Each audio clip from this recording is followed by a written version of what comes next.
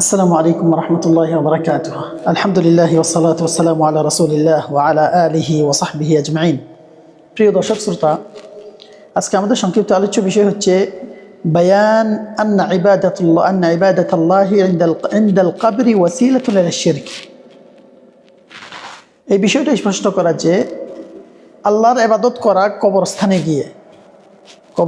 গিয়ে কবরকে পাশে রেখে আল্লাহর ইবাদত করাও শিরকের একটি মাধ্যম, যা মানুষকে শিরকে লিপ্ত করে বা নিপতিত করে।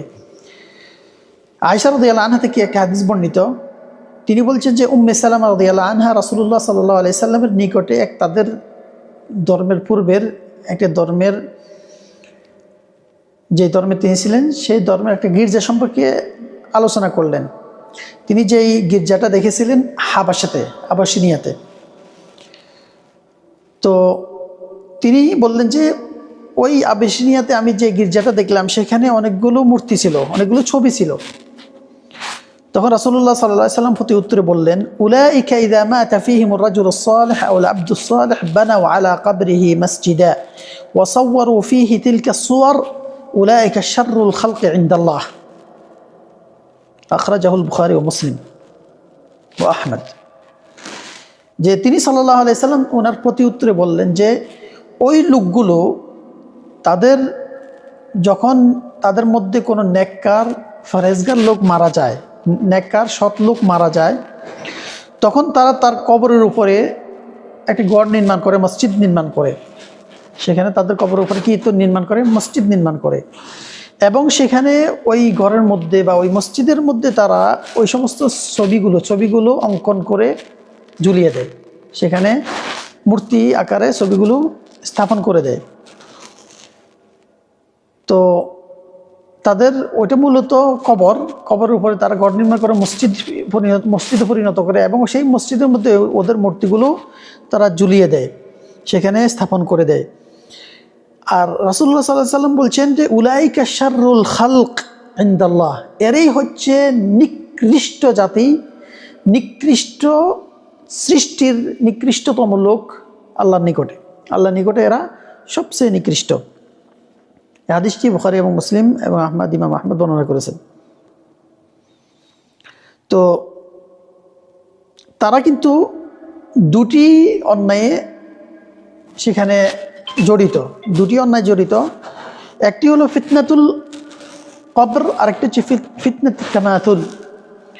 একটা হচ্ছে কবরের যে ফিতনা তারা সেটার সাথে জড়িত, আর আরেকটি ফিতনায় তারা জড়িত, সেটা হচ্ছে মূর্তি। সেখানে যে মূর্তি টাঙিয়ে দেওয়া হয় বা ঝুলিয়ে দেওয়া হয় বা স্থাপন করা হয়, সেটাতে তারা দুটি অপরাধে তারা জড়িত। এই হাদিসের মর্মার্থ হলো উম্মে সালামা রাসূলুল্লাহ সাল্লাল্লাহু আলাইহি সাল্লামের নিকটে তার পূর্বের তিনি যা দেখেছেন আবাসিনিয়াতে একটা গির্জার পরিস্থিতি, সেটা বর্ণনা করার পর তিনি বললেন যে এরা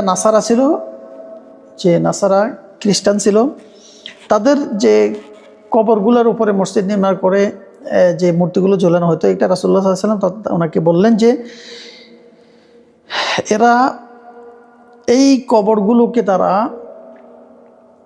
মূর্তি পূজার আস্তানা হিসেবে পরিণত করে, এবং তারা ওই সমস্ত নেককার বা সৎ লোকদেরকে নিয়ে ভাড়াবাড়ি অতিরঞ্জিত করে, এবং সেখানে আল্লাহকে বাদ দিয়ে ওদের পূজা করা শুরু করে দেয়। তো এখান থেকে আমরা যেটা বুঝতে পাই সেটা হচ্ছে, এক নম্বরে আল্লাহ তাআলার ইবাদতও করা যাবে না কোনো কবর বা মাজারের পাশে, কোনো মাজার বা কবরের পাশে গিয়ে আল্লাহর ইবাদতও করা যাবে না, কারণ সেটা মানুষকে শিরকে লিপ্ত করে দেয় বা শিরকে নিপতিত করে।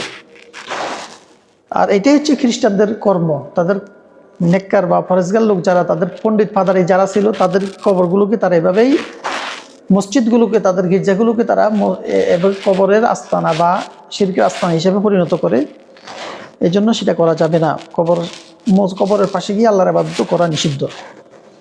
2 নম্বর বিষয় হলো, এই হাদিসে যে উল্লেখ রয়েছে সেটা ছিল কাফেরদের কর্মকাণ্ড, খ্রিস্টানদের কর্মকাণ্ড।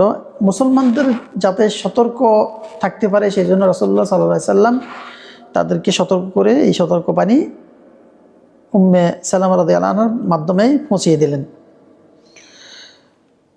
3 নম্বর যে বিষয়টি সেটা হচ্ছে ছবি টাঙানো, ছবি অঙ্কন করা থেকে বিরত থাকতে হবে এবং ছবি ঝুলানো বা স্থাপন করা, মূর্তি স্থাপন করা থেকে বিরত থাকতে হবে, নিষিদ্ধ, এবং সেটা শিরকে মানুষকে নিপতিত করে। এই জিনিসটা থেকে বেঁচে থাকতে হবে। কোনো মূর্তি বা ছবি অঙ্কন করা যাবে না, সেখানে ঝুলানো যাবে না, সেগুলোকে স্থাপন করা যাবে না, কারণ সেটা মানুষকে কোনো একদিন শিরকে পরিণত করে দেয়, শিরকে লিপ্ত করে দেয়। আল্লাহ তাআলা আমাদেরকে সঠিক বুঝ দান করেন এবং সঠিকভাবে আল্লাহর দ্বীনের অবিচল থাকার তৌফিক এনায়েত করেন এবং আল্লাহর ইবাদত করার তৌফিক এনায়েত করেন। হাদা ওয়া সাল্লাল্লাহু ওয়া সাল্লাম আলা নবিয়িনা মুহাম্মদ।